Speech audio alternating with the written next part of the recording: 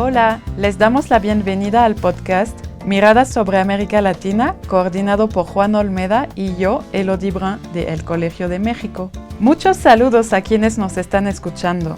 Soy Elodie Brun, profesora investigadora del Centro de Estudios Internacionales del Colegio de México. Hace ya algunos años, mi colega en el CI, Juan Olmeda, y yo iniciamos algunas grabaciones de especialistas sobre América Latina. Luego vinieron tiempos complejos que nos obligaron a poner este proyecto en pausa. Ahora que aumenta la atención sobre la región, sea por la vuelta de Donald Trump al poder o por el activismo diplomático de Lula en Brasil, pensamos que es buen momento para revivir esta colaboración. Esperemos ofrecerles análisis de especialistas sobre la actualidad latinoamericana más o menos una vez por mes, en un formato ameno y versátil para quienes nos escuchan. Les invitamos a suscribirse para poder recibir notificaciones cuando publiquemos los próximos episodios. Ahora doy la palabra a Juan para que les introduzca el primer episodio de relanzamiento de nuestro podcast. Bienvenidos y bienvenidas a todos quienes nos están escuchando. En este episodio del podcast vamos a hablar de un tema que nos parece muy relevante en la actualidad, que es qué le espera a América Latina en esta segunda presidencia de Donald Trump. Llevamos aún algunas semanas. Es importante aclarar que estamos grabando este episodio el 13 de febrero y todavía no se ha cumplido un mes de la nueva administración de Trump, pero han sido semanas muy de muchas noticias, de muchas actividades, muchas acciones y muchas de las cuales han tenido efectos directos en países de América Latina. Entonces, para hablar de este tema, hemos invitado a un reconocido internacionalista, Juan Gabriel Tocatlián, quien es profesor del Departamento de Ciencia Política y Relaciones Internacionales de la Universidad Torcuato Di Tella en Buenos Aires, Argentina, y quien además ha escrito y reflexionado mucho sobre las relaciones globales y lo que hace a América Latina en particular. Así que bienvenido, Juan Gabriel, muchas gracias por haber aceptado participar. Un gusto, un placer para mí acompañarlos. Bueno, quisiera empezar con una pregunta bastante general, digamos, pero que creo que nos sirve para contextualizar un poco qué estamos viviendo. Y de inicio quisiera saber qué ves como novedad en la relación entre América Latina y Estados Unidos con este regreso de Trump a la presidencia de Estados Unidos. Bueno, eso obligaría a dos tipos de perspectivas. La primera, recordar algunos elementos de lo que fue la primera administración de Trump.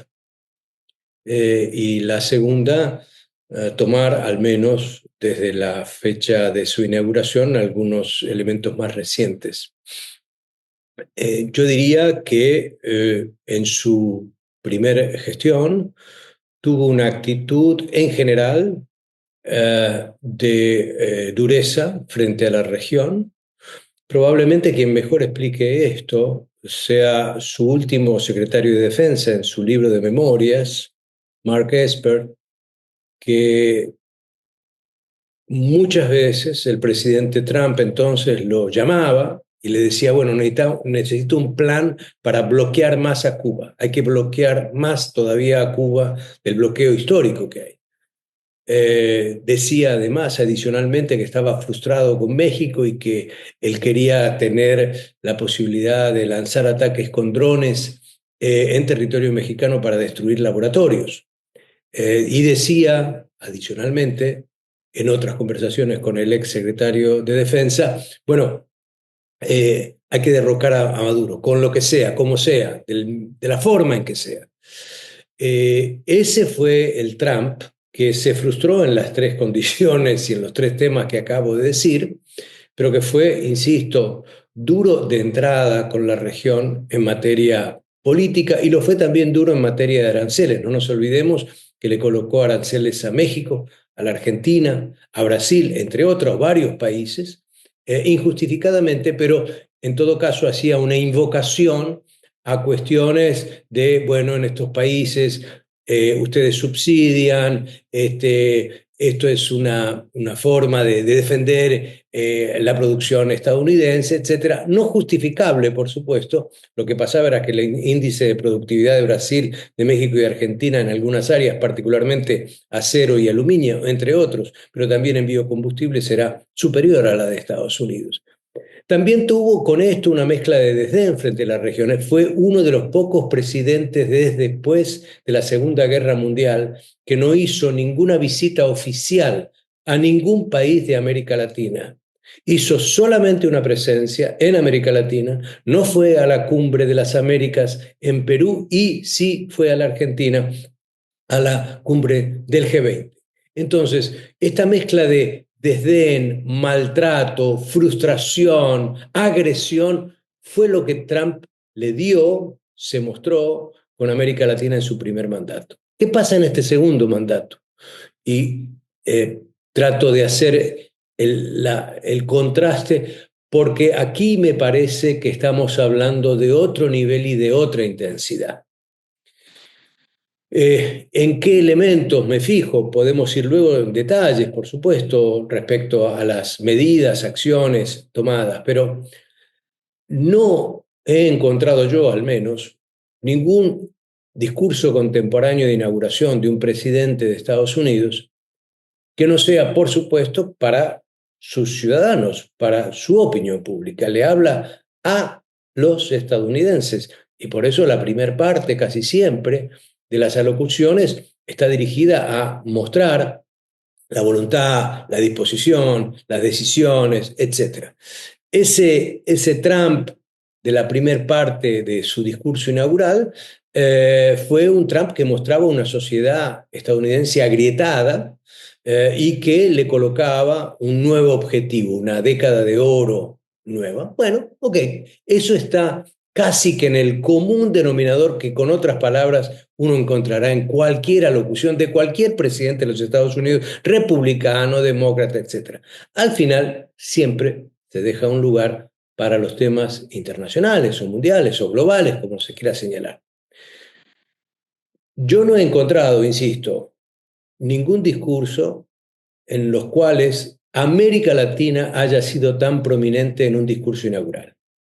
Esto es, no mencionó a China, no mencionó a Rusia, no mencionó a Ucrania, no mencionó a Europa, no mencionó a la OTAN, no mencionó Gaza, no mencionó a Israel, no mencionó a Palestina, no mencionó a Irán, no mencionó a nada, geográficamente hablando, a ningún país, ni los identificó como o amenazas o aliados o socios o contrarios.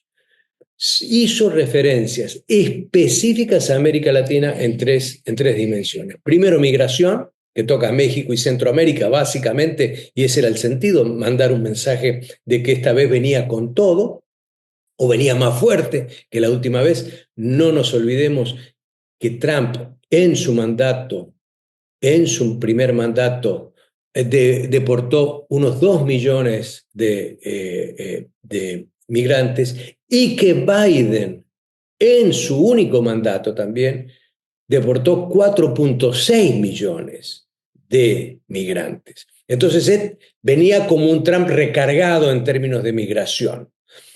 Pero también mencionó esta idea de tomar o retomar el control del Canal de Panamá, una cosa inusitada, inédita, insólita. Un tratado firmado por Estados Unidos y un presidente que procura recuperar algo que es, en el derecho internacional y en el derecho de los Estados Unidos, ya un hecho consumado.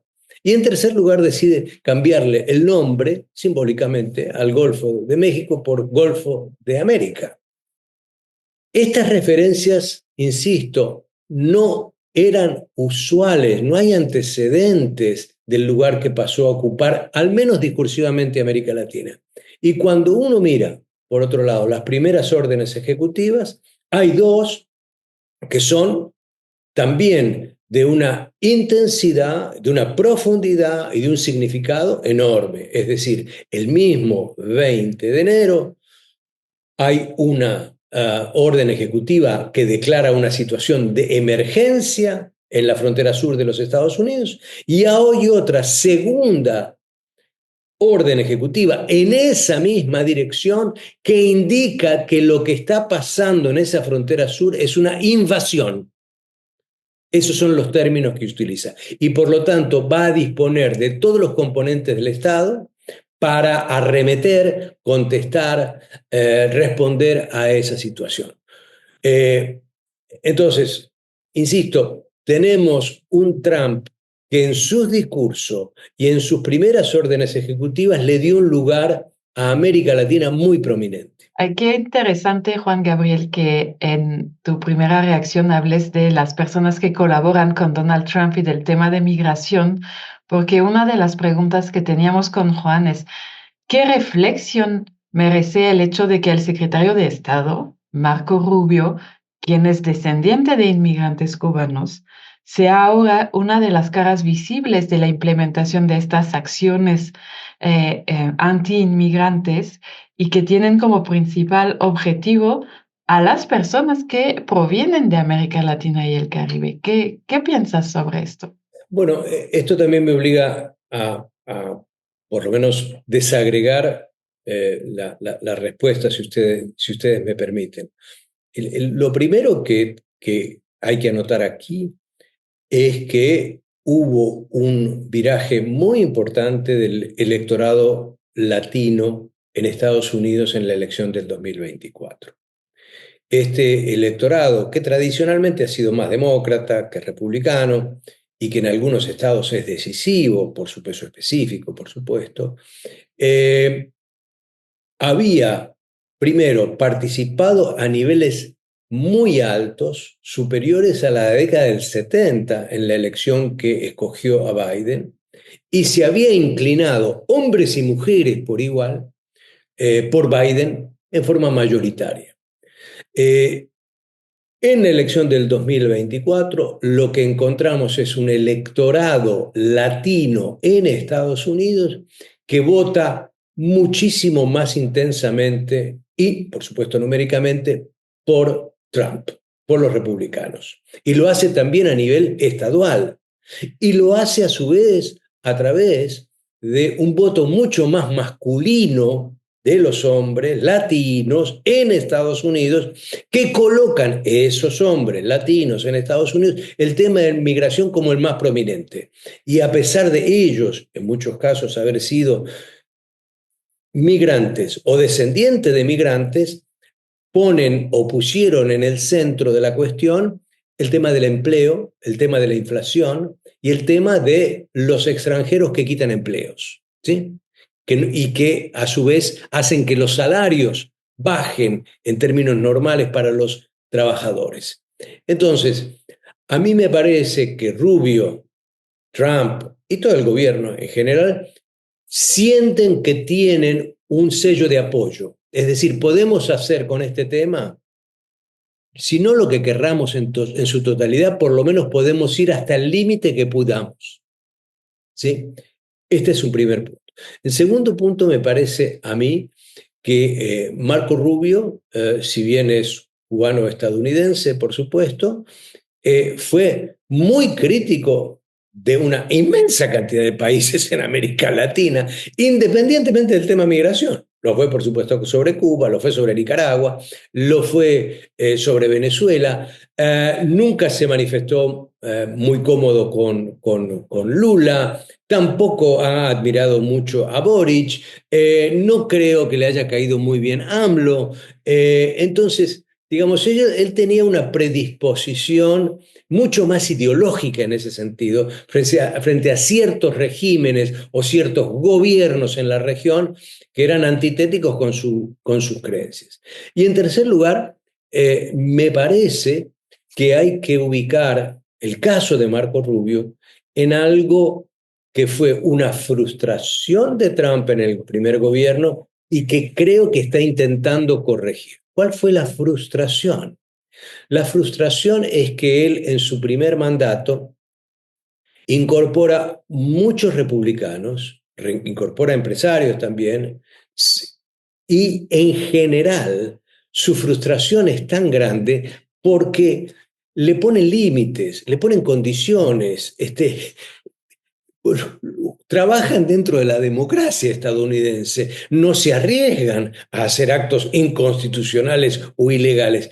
Era tal la frustración que una de sus últimas órdenes ejecutivas, que fue a su vez una de las primeras que derogó Biden, que se conoce como el apéndice F, le permitía al presidente de los Estados Unidos, Trump 1 me refiero, sobre el funcionariado público, si no cumplía con las decisiones que él creía y las acciones que él demandaba, le podía sacar todo tipo de privilegios, inclusive perder el empleo. Entonces, Trump 2 no quiere simplemente leales, quiere incondicionales. Y entonces Marco Rubio, quien si uno hace una trayectoria, podía ubicarse 15 años, 10 años, aún como un republicano convencional, se ha vuelto un sobretrampista, es decir, sobreactúa su trampismo y encontró en el tema migratorio una razón de ser para ello. Muchas gracias, Juan. Me parece muy interesante y a partir de lo que estamos hablando, digamos, parecería quedar en claro que cuando, digamos, pensamos en la relación de América Latina con Estados Unidos, es importante como desagregar un poco qué está dentro de eso, digamos, ¿no? En dos sentidos, diría, ¿no? Por un lado, en el sentido de que esta relación supone una multiplicidad de temas, y por otro lado, en el sentido de que América Latina también supone mucha heterogeneidad del interior, ¿no? Digamos, países que tienen diferente vinculación con Estados Unidos, gobiernos con distintos signos ideológicos, algunos abiertamente cercanos a Trump, otros más opuestos, etcétera. Y entonces, partiendo de estas dos ideas, quizá preguntarte, por un lado, ¿cuáles son los temas, ¿no?, centrales que van a atravesar esta relación? Bueno, ya apareció uno claramente en nuestra conversación, que es el tema migración, pero también podemos hablar un poquito del tema de narcotráfico, seguridad, etcétera. Y también me gustaría introducir la cuestión de la promoción o no de la democracia, ¿no? Digamos que fue un tema importante la relación de América Latina con Estados Unidos en diferentes momentos, pero bueno, ¿cómo ves estos diferentes temas en esta nueva administración? Y por otro lado, un poco también, ¿qué va a pasar respecto de distintos países, ¿no? Digamos, también las primeras semanas han dejado en claro que Trump está interesado particularmente en ciertos países, pero bueno, ¿cuáles van a ser esos países? Y un poco también pensar eventualmente si puede haber algunos países ganadores de esta nueva realidad, digamos, ¿no? Bueno, es como una pregunta de multiple choice, entonces hay diferentes subpreguntas que hay que ir respondiendo. Intentaré ir por partes a ver si sale alguna respuesta medianamente coherente frente a esto, que me parece esencial, dicho sea de paso, el conjunto de preguntas que me formulan. Yo vuelvo a elementos que ya conocíamos de Trump, porque me parece que las novedades son de intensidad, no de tipo. No es otro Trump, ¿sí? Es un Trump que tiene aquello que le conocimos exacerbado, potenciado, y en este caso, además, no es el hombre de Estado que muchos decían en Estados Unidos, viene su segundo mandato, se termina, quiere pasar a la gloria. No, no, no, no. Sigue siendo el mismo pendenciero, el mismo revanchista, el mismo provocador que siempre fue, ¿sí? Ahora lo hace, digamos, de una manera más directa y categórica, porque además tiene un control pleno del legislativo y tiene a su turno una Corte Suprema en su país mayoritariamente conservadora.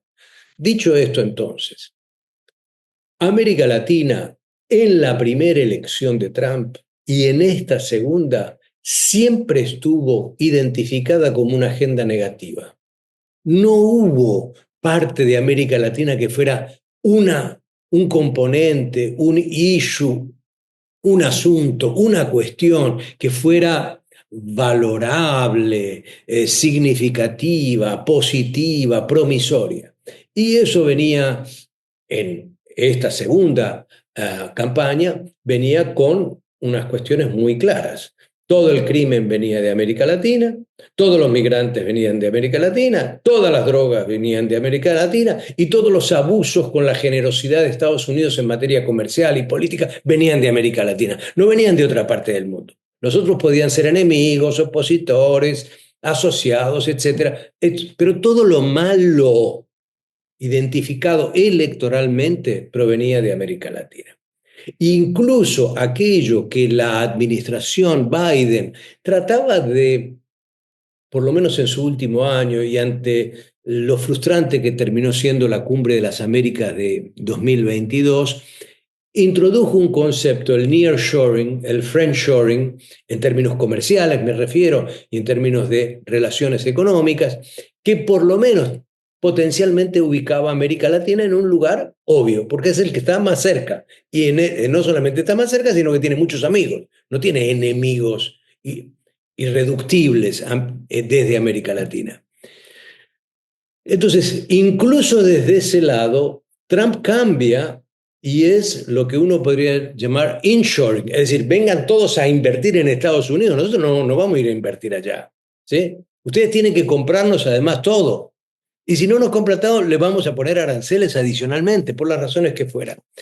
Entonces, me parece que estos dos elementos, la agenda negativa y por otro lado, la razón de ser de su proyecto económico comercial, hacen que América Latina sea presentado o argumentado o, en términos de decisiones, ubicado en un lugar muy poco promisorio, un lugar muy difícil, muy complicado, donde es posible que algunos países saquen algún dividendo de eso, es posible, siempre lo hay. Siempre hay alguien que dice que yo soy el bueno en un mal vecindario. Levanta la mano, yo cumplo.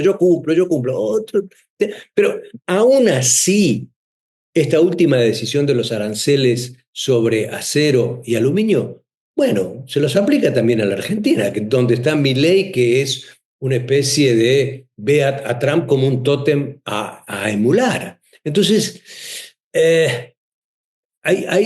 digo, es un poco más complejo, por eso digo, y esta situación tan peculiar de América Latina. Ahora, como bien añadías, hay otros temas que son delicados y hay uno, entre otros para mí, que es peculiar de que América Latina no tenga un argumento al respecto, o por lo menos no esté en tela de debate, que ese es el famoso tema del fentanilo.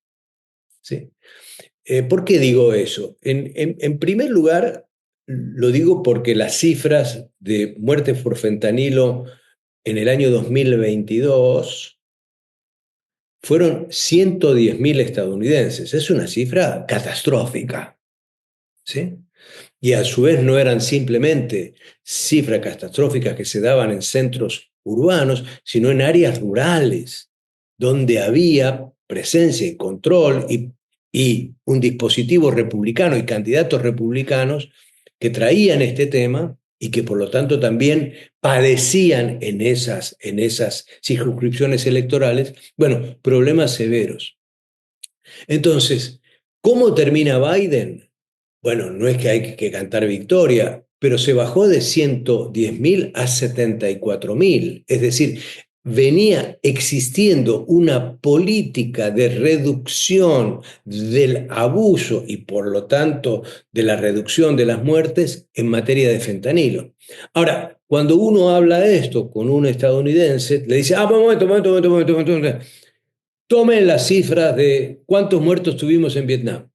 Tome la cifra de cuántos muertos tuvimos en Irak. Tome la cifra de cuántos muertos tuvimos en Afganistán. Y si tú haces la lista básicamente de soldados, pero también de civiles que han muerto en esos conflictos, son unos 72.000. Entonces, el estadounidense ve el problema del fentanilo de una forma atroz, como sea, a pesar de que se estén mejorando las políticas. Y creo que Trump está utilizando ese pavor social, ¿sí? Ese pavor moral, social además, como un instrumento de presión. El fentanilo también es muy importante porque, a diferencia de los aranceles que Trump colocó en su primer mandato, ahora no hace invocación de países con subsidios, países que le dan beneficios a ciertas exportaciones, no da argumentos comerciales. Dice que va a hacer tal cosa, 25% de aranceles a México y aún también a Canadá, porque de ahí hay un negocio, el fentanilo, que es fundamental y que entra a Estados Unidos y que, por lo tanto, lacera a las sociedades. Entonces, ya el fentanilo, más allá de que sea un problema, y más allá de que sea un problema que se está reduciendo en Estados Unidos, es utilizado como una palanca para justificar aranceles. Es otro el valor del fentanilo ahora. Y a su turno es una forma de asociar, en particular a México, con China. En China, la producción de fentanilo es, digamos, hay mucho microempresario del fentanilo, para ponerlo de alguna manera. Es muy distinto cómo funciona el fentanilo en México, cómo funciona en China. En México funciona mucho más coordinado por grupos y bandas más fuertes, más colectivas, llamémosle así, o de mayor influencia relativa. Entonces, busca vía el fentanilo también a atacar a China, atacar a México y ponerlos en el mismo lugar de generarle un problema sanitario a los Estados Unidos. Entonces, el fentanilo también sirve para meter a China en todo esto y justificar medidas. ¿Qué creo? Y termino en esto. Yo creo que hemos visto un Estados Unidos que hasta ahora se ha manifestado, presidente Trump, sus órdenes ejecutivas, sus acciones, los periplos, el periplo de Marco Rubio, o la negociación que llegó Grenell en Venezuela, o la que hizo Claver Carone respecto al caso de Colombia. Vemos a un Estados Unidos geopolíticamente mucho más concentrado en su viejo Mare Nostrum, en la cuenca del Caribe, los países de la cuenca del Caribe. No hemos visto nada respecto al resto de Sudamérica, a la parte sur de América Latina. Sabemos que no tiene una buena disposición ni un buen concepto de Lula. ¿Cómo se manejará esa relación? Bueno, sus decisiones están horadando muchos de los principios básicos de la política de Lula, que han sido cómo fortalecer el multilateralismo. No es que esté atacando a Brasil, pero está atacando modos en que Brasil se proyecta internacionalmente. Quiere atacar a Chancay, por el puerto de Chancay a Perú. Bueno, pero está bien, si quieren ponerle aranceles a Perú, se los pongan, pero los barcos que salen de ese puerto van al Asia, no van a Estados Unidos. Así que le pongan el arancel que quieran ponerle de manera retaliatoria, no sirve para nada. Y Perú tiene una situación muy particular, y es que en materia de defensa y seguridad es un aliado segurísimo de los Estados Unidos. Es un aliado segurísimo de los Estados Unidos. Entonces puede usar todavía márgenes de negociación distintos. Es obvio que Chile, Argentina y Uruguay quedan lejos de Estados Unidos, no es prominente el comercio bilateral, no es prominente las inversiones, nada se compara con México.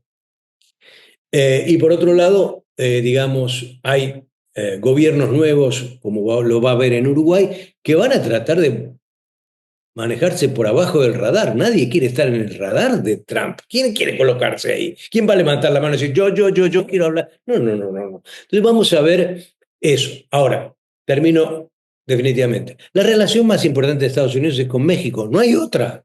De toda América Latina, no hay otra. No hay otra.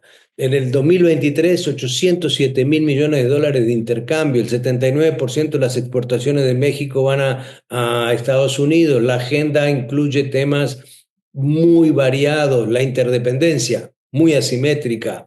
Es con México, no es con Colombia, no es ni siquiera con Brasil.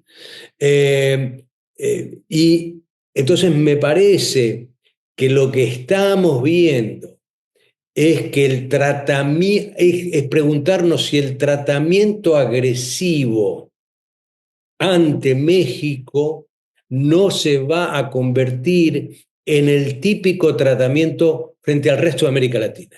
Si México pasa a ser la especie de showcase de lo que va a hacer con dureza la administración Trump, y algunos saldrán mejor librados y otros menos librados, pero va a ser muy, muy, muy difícil, muy complejo.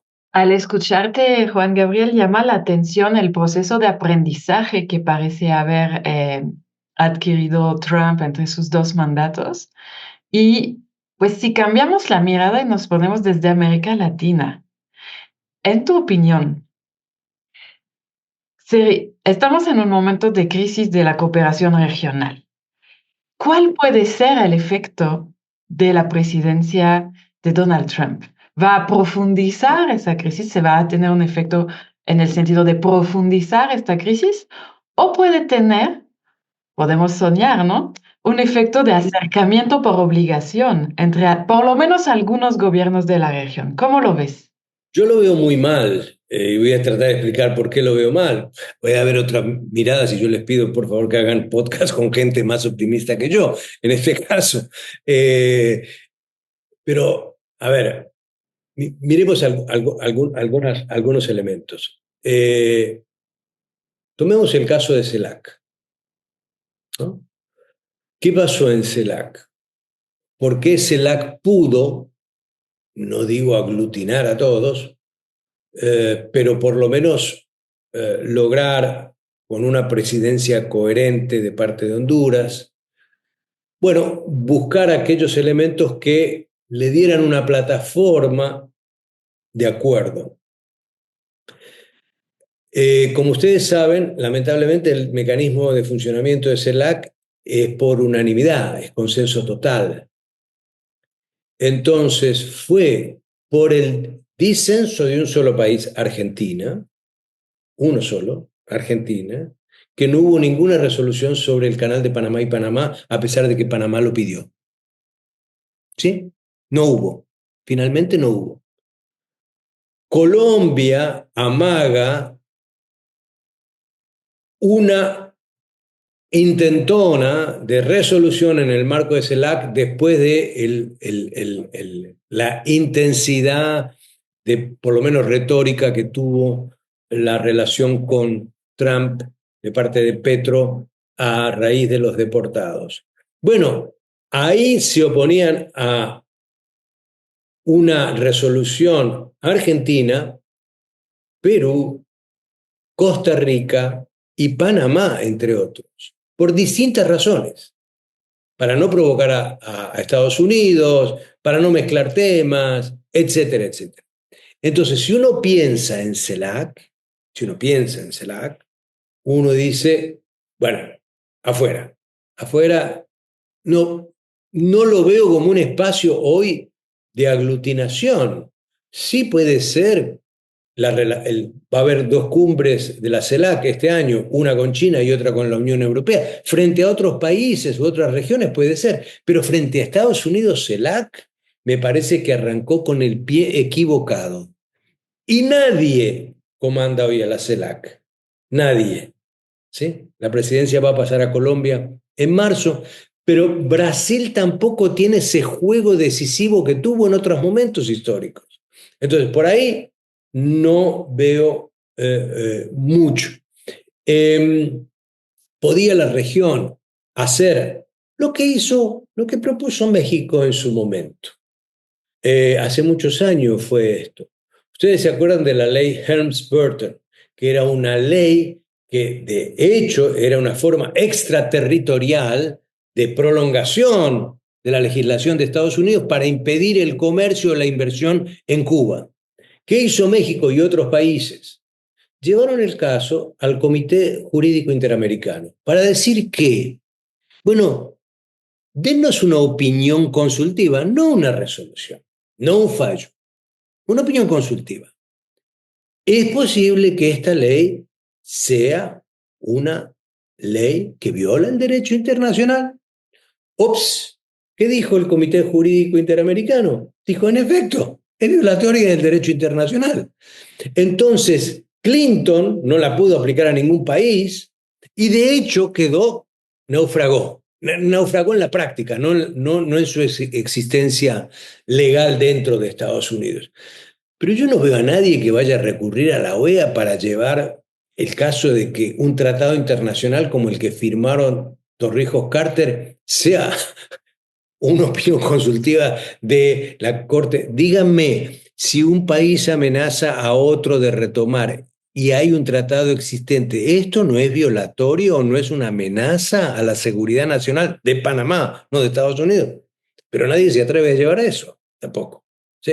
Entonces la OEA está congelada, estamos en medio de un proceso electoral.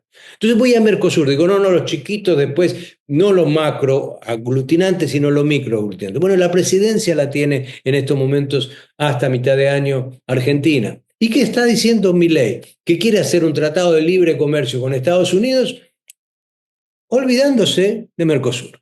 Entonces, dificultando una acción política de Mercosur, convergente de Mercosur, frente a decisiones que ya está tomando Trump, particularmente en materia comercial.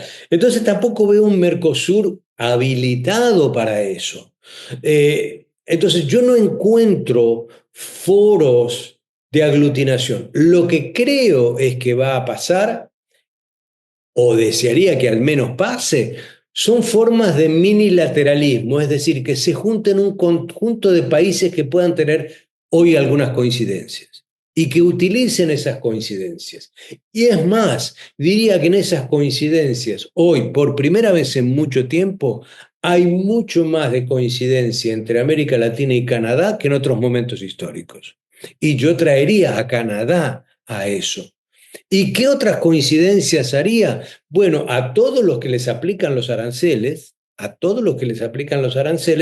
ir conjuntamente con la India, China y otros países a la Organización Mundial de Comercio a manifestarse a través de los medios que corresponda, a cuestionar y a las decisiones de la administración Trump.